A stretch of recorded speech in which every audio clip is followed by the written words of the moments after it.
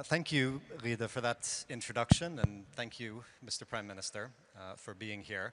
We only have 20 minutes, and with Lebanon, there's much more than 20 minutes worth of conversation to have. So we're going to jump right in. Welcome. Thank you for being here. The first question I want to ask is about the topic that has been on everyone's mind in Lebanon in recent weeks, which is the fear of another war, the fear that Israel might start another large-scale campaign of military strikes against Hezbollah in Lebanon. As the Prime Minister of Lebanon, how worried are you about that? Well, first of all, let's admit that we are in a situation of what I would call a war of attrition. By one side, Israel, so we are, not in a peaceful situation today. It's conducted by one side, by Israel, while we should have been in a situation of cessation of hostilities, because a year ago, Lebanon and Israel, under the auspices of France and the United States of America, agreed to what has since then been referred to as the announcement of cessation of hostilities, which unfortunately has not been abided to by Israel. First, because there has been no cessation of hostilities on Israel's part. Israel continues to occupy a number of points in Lebanon and still on a number of Lebanese quote-unquote prisoners, and I think we are, the theme of the Doha Forum this year is justice in action, and the opposite of justice is self-help. So, and by self-help I mean one acting independently to redress what it considers to be a wrongdoing, and unfortunately this is what Israel is doing instead of abiding by what it agreed to, the Accord of Cessation of Hostilities. So you make a good point, which is that agreeing to a ceasefire is one thing, implementing it is another thing, and we're seeing that now in Gaza as well.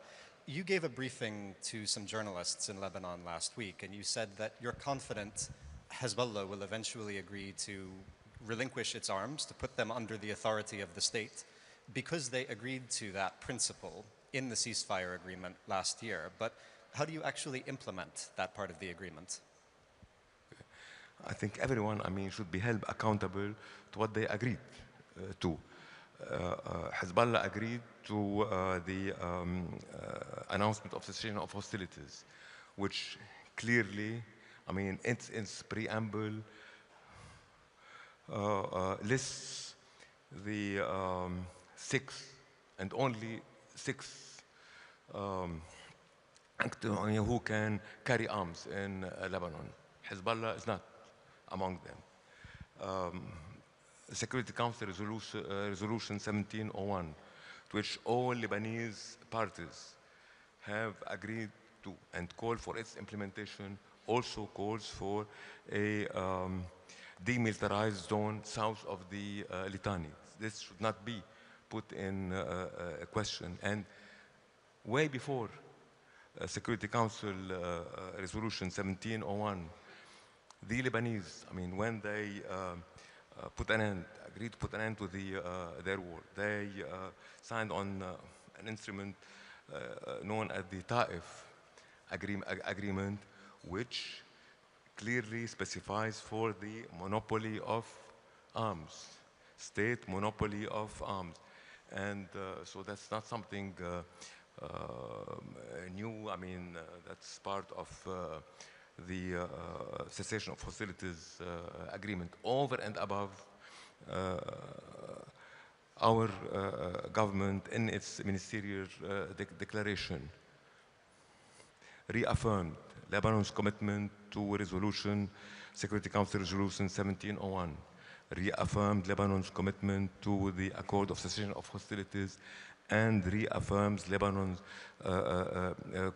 commitment to having, the issues of war and peace under the sole authority of the government of Lebanon, and Hezbollah, like any other Lebanese party who agreed to these instruments, will have to abide by. So you have all of those agreements, as you say, that have not been implemented until now.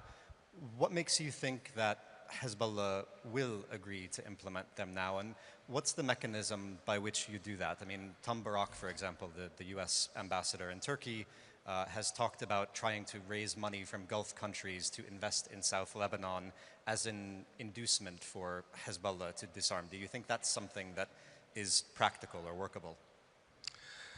Well, first of all, this famous announcement of cessation of hostilities provided for a pentalateral, as we call it, mechanism, including the two. I think, sorry, if you could maybe just hold the microphone a little bit closer. So a pentalateral mechanism, including the two sponsors of the agreement, the USA, France, Lebanon, the United Nations, and Israel. So this framework is in charge of the implementation of this agreement. Now,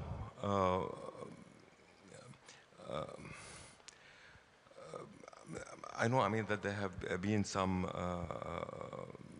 question marks about not only the implementation, but how, what could verify the implementation in southern Litani, which is the first phase of the plan the army presented to the government, which was welcomed by the government, and which provides for a full monopoly of arms in southern Litani and north Litani in the first phase, that is till the end of the year, or which the first would have to end by the end of the year, a containment of arms in the rest of the country. Now, what is being discussed, how this framework, referred to or known as the mechanism in Lebanon, will start verifying on the ground with the army that such decisions are being implemented. There's a common complaint about America when I talk to both Lebanese and Syrian officials, that they are putting a lot of pressure on Lebanon and Syria. They are not putting any pressure on the Israeli government to make concessions, territorial concessions or other concessions towards your country and towards Syria as well. In your conversations with the Americans, what have they said about if phase one of this disarmament plan is completed by the end of the year? Are they prepared to pressure Israel to withdraw from these 5 points in Lebanon, or to pressure Israel otherwise? Well, we don't need, to wait till the end of the year. Israel was supposed to have withdrawn, from all of the Lebanese territory. It occupied 10 months ago. Unfortunately, it didn't do that. Israel was supposed to cease all hostilities 10 months ago, and it didn't do that. And in my discussions, with the American diplomats who visited us, I have always asked the question, about the relevance, if there were any military security relevance to the points Israel continues to occupy in Lebanon. Unfortunately, no one was able to convince me that these points have any relevance in the age of satellite imagery, in the age of drones equipped with the most sophisticated cameras, in the age of balloons, monitoring the border between Lebanon and Israel. We are not, I mean, in 1914, 1915, 1916, World War I, where you need to be on top of a 600 or 700 meter hill to monitor what's around you. So, I mean, believe me, but no one was able, I don't know, I mean, if you will be able to convince me that these points, I mean, have any strategic, military, or security value. So that was my first point. And two, on our side, I mean, save one incident of rockets that were fired from Lebanon by elements who were identified as members of Hamas. Not one single bullet was fired from Lebanon.